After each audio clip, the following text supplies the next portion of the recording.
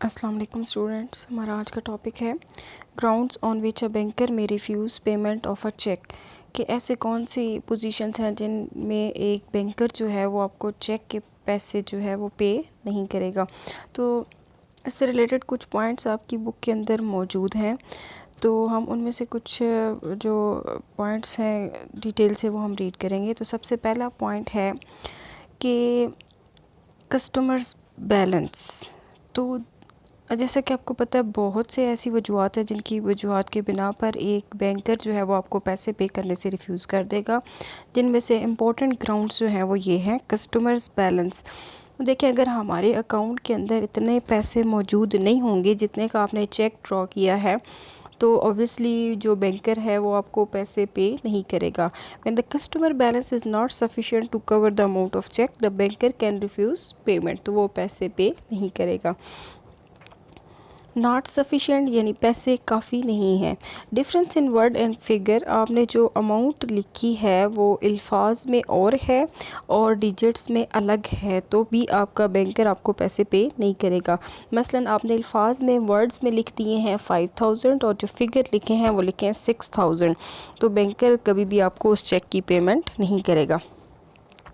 Difference in signature, अगर आपने जो साइन पेस्ट किए हैं अपने चेक के ऊपर उनमें चेंज है। क्या चेंज है? आपके वो साइन जो आपने अकाउंट ओपनिंग के वक्त स्पेसिमन सिग्नेचर यानी नमूने के दस्तखत बैंक को दिए थे, वो और जो आपने चेक के ऊपर साइन पेस्ट किए हैं वो अलग अलग हैं, तो बैंकर आपको पैसे पे नहीं करेगा। नो एंट्री ऑफ डेट, आपने चेक के ऊपर तारीख मेंशन नहीं की, तो उस चेक की पेमेंट बैंक आपको कभी भी नहीं करेगा। Notice by the drawer, drawer ने नोटिस कर दिए बैंक को कि आप ये चेक है फ़लाँ फ़लाँ चेक नंबर है, इसके पैसे पे ना करें। कोई भी वजह हो सकती है, चेक गुम हो गया, कहीं वेस्ट हो गया या कोई चोरी हो गया, कुछ भी हो सकता है। उस सिचुएशन में आप बैंक को जाके ऑलरेडी स्टॉप पेमेंट करवा देते हैं कि मेरे इस चेक के पैसे पे ना किए जाएं। तो अगर आप ऐसा चेक बैंक में पेश हो जाता है तो बैंक उसकी पेमेंट नहीं करेगा। नोटिस बाय द ड्रॉर, इसके अंदर उसने टर्म यूज़ की है स्टॉप पेमेंट की। स्टॉप पेमेंट यही है कि आप ऑलरेडी ऑर्डर करके बैंक को पैसे पे करने से स्टॉप कर देते हैं। मल्टीलेटेड आर टर्न आउट चेक, अगर एक चेक मल्टीलेटेड यानी ख़राब हुआ हुआ कट फट गया है, टर्न आउट है and the writing is ineligible और लिखाई समझ नहीं आ रही, the banker may refuse the payment of such cheque, तो बैंकर उसके पैसे पे नहीं करेगा। पोस्ट डेटेड चेक है, पोस्ट डेटेड चेक अभी आने वाली तारीख है, फ्यूचर की कोई डेट आपने मेंशन की है, तो बैंक अनटिल दैट टाइम उस चेक की पेमेंट नहीं करेगा। एंटी डेटेड चेक, एक ऐसा cheque bear the 6 month back date, जिसकी 6 माह पहले की तारीख लिखी गई है, 6 माह गुजर चुके हैं उस चेक को बनाए हुए, तो उसकी पेमेंट बैंकर नहीं करेगा। वर्किंग और अगर बैंक का टाइम ख़त्म हो चुका है उसके बाद आप जाके बैंक में चेक पेश करते हैं कि हमें इस चेक की पेमेंट की जाए, तो बैंक आपको पेमेंट नहीं करेगा।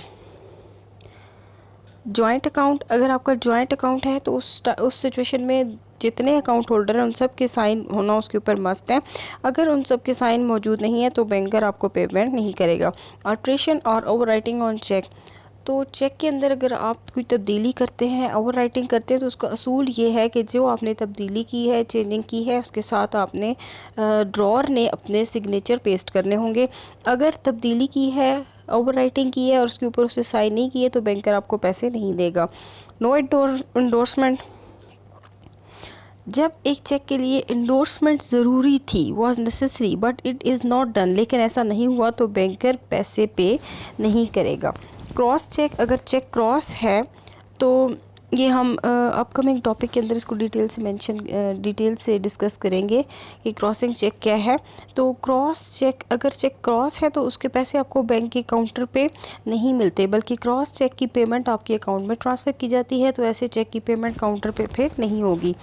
Notice of customer death, bank में नोटिस आ गया कि बंदा मर चुका है, उसके बाद कोई चेक बैंक में पेश हो जाता है तो बैंक उसकी पेमेंट नहीं करेगा।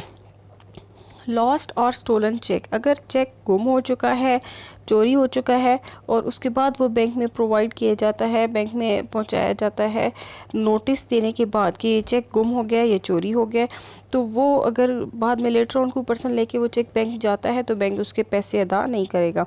यूज़ ऑफ लेड पेंसिल, वो जो चेक था वो लिखा ही आपने लेड पेंसिल के साथ है, जिसको आप इजीली इरेज कर सकते हैं, चेंज कर सकते हैं उसके अंदर, तो बैंकर उसकी पेमेंट नहीं करेगा। इंसैनिटी ऑफ द ड्रॉर, अगर बंदा अनसाउंड माइंड है, पागल है, ठीक है, जो चेक ड्रॉ करने वाला है वो पागल हो चुका है और उसकी फैमिली के किसी मेंबर ने बैंक को ये चीज़ इन्फॉर्म कर दी है, फिर वो चेक लिखे तो भी बैंकर उस चीज़ की पेमेंट उसको नहीं करेगा। इंसॉल्वेंसी ऑफ द ड्रॉर, अगर जो पर्सन है वो इंसॉल्वेंट हो चुका है, दिवालिया हो चुका है, उसके एसेट्स या तो बिल्कुल ही नहीं रहे या बहुत ना होने के बराबर हैं और उसकी लाइबिलिटीज़ बहुत ज़्यादा अराइज हो चुकी हैं, तो ऐसी सिचुएशन में बैंक उसकी पेमेंट नहीं करेगा। The banker is stopped to make any payment from the account of such person, इस तरह के बंदे के अकाउंट से पेमेंट नहीं की जाएगी। उसके बाद है गवर्नमेंट के ऑर्डर्स, गवर्नमेंट ने अगर ऑर्डर कर दिया है, कोर्ट ने ऑर्डर कर दिया है बैंक को कि इसकी अकाउंट के अंदर जो अमाउंट है उसको फ्रीज़ कर दे, इसके अकाउंट को फ्रीज़ कर दिया जाए किसी भी वजह की बुनियाद पर, तो बैंकर उसकी पेमेंट नहीं करेगा। पे फेल्स टू प्रोवाइड आइडेंटिटी, पेई मतलब जो पर्सन बैंक से कैश लेने जा रहा है, चेक लेने जा रहा है, उसने अपनी शनाख्त बैंक में देनी होती है। अगर वो अपनी शनाख्त प्रोवाइड नहीं कर सकता तो banker has a right to dishonour such cheque if identity of payee is not available. तो ये तो था हमारा आज का टॉपिक, उम्मीद है आपको समझ आ गया होगा। थैंक यू सो मच, अल्लाह हाफिज़।